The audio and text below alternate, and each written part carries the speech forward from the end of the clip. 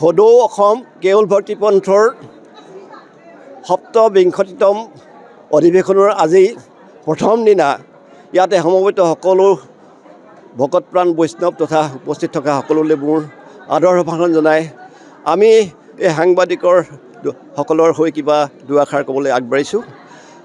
আমাৰ এই অধিৱেশনভাগী হৈছে সদৌ অসম কেৱল ভক্তি পন্থৰ বস্তু। ইয়াত হৈছে 27th আপোনাৰ এইখন অধিৱেশন দ্বিতীয়বাৰ কাৰণে কোৰপৰ্ট হৈছে আৰু ইয়াতে আয়োজন কৰা চলো আজি প্ৰথম দিনা ৰাইজ আহি ইয়াতে উপস্থিত হৈছে। এই বস্তুভাগ কেৱল ভক্তিৰ পন্থৰ মাৰ্গত আৰু গুৰুজনাৰ তেওঁৰ একশৰণ নাম ধৰ্মৰ অন্তৰ্গত কেৱল ভক্তি পন্থৰ এটি শাখা। কেৱল ভক্তি পন্থৰ শাখা বুলি ক'লে আপোনাৰ কালসংগতিৰ 3টা শাখা আছে। সেই শাখাটোৰ প্ৰথম ভাগ হৈছে কেৱল ভক্তি পন্থ, দ্বিতীয়টো হৈছে কেৱলীয়া পন্থ আৰু তৃতীয়টো হৈছে অনিৰুদ্ধদেৱৰ দ্বাৰা প্ৰচাৰিত মায়ামৰা সম্প্ৰদায় বা মায়ামৰা পন্থ।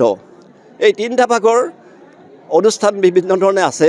আজি আমি কেৱল পন্থৰ ভাগৰ হৈ ইয়াতে এই সভাস্থলীত কোঁৱৰপুৰ কাৰিগাঁৱত অনুষ্ঠিত কৰা হৈছে দ্বিতীয়বাৰৰ কাৰণে আৰু সমবেত ৰাইজক সকলোৱে আহি অনুষ্ঠান বিভিন্ন ধৰণে আজি প্ৰথম দিনা আমাৰ কাৰ্যসূচী আগবাঢ়িব। তাৰপিছত কাইলৈ দ্বিতীয় দিন আছে। আজি ৰাতিৰ ভাগত আমাৰ কেৱল পন্থ ভাগৰ নাম কীৰ্তনৰ দ্বাৰাই শেষলৈ এমুঠি আহাৰ গ্ৰহণ কৰাৰ পাছত ৰাইজ দ্বিতীয় দিনাৰ কাৰণে থাকিব নিশ্চয়। আৰু এই বিষয়টোত কিবা যদি আপোনাৰ সময় সোধে মই হয়তো ক'ব পাৰিম দুআষাৰ।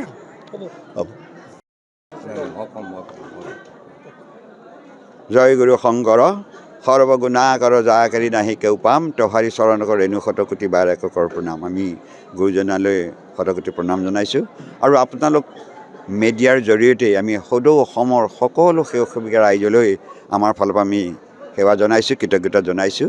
আৰু আপোনালোককো আমি এইকাৰণেই কৃতজ্ঞতা জনাইছোঁ যে আপোনালোক আহি এই কেৱল ভক্তিভাগৰ আজি এই 27 সংখ্যক বাৰ্ষিক অধিৱেশনত আপোনালোকে এই প্ৰচাৰৰ কাৰণে যি ব্যৱস্থা গ্ৰহণ কৰি তাৰ কাৰণে আমি চিৰকৃতজ্ঞ।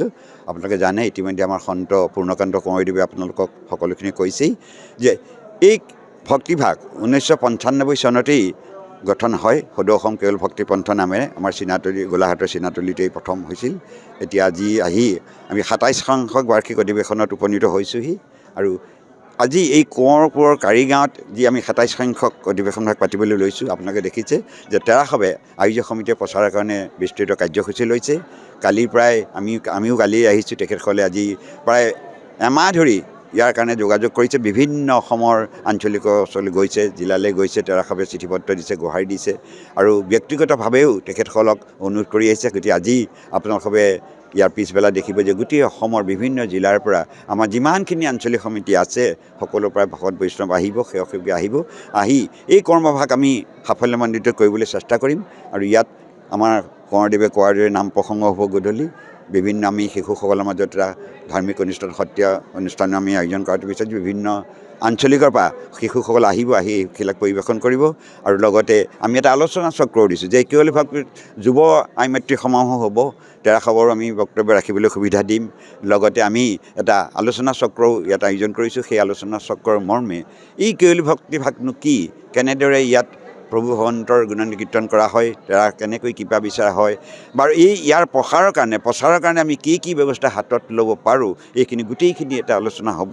গতিকে আপোনালোক আমি সকলোলৈকে পুনৰবাৰ ধন্যবাদ জনাইছোঁ যে আৰু আপোনালোকে বিশেষকৈ এই কোঁৱৰপুৰ কাৰিগাঁৱৰ সমূহ আয়োজক সমিতি ভাগক আমি ধন্যবাদ জনাইছোঁ। তেৰাসৱে এই প্ৰচাৰৰ কাৰণে বিস্তৃত কাৰ্যসূচী গ্ৰহণ কৰি আমাক কৃপা কৰিছে। ধন্যবাদ।